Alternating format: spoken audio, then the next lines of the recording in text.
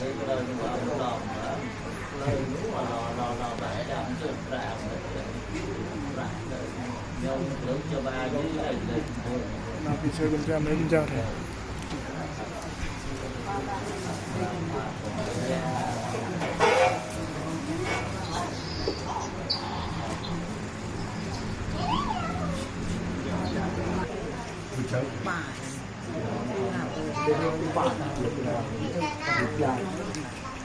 về không chịu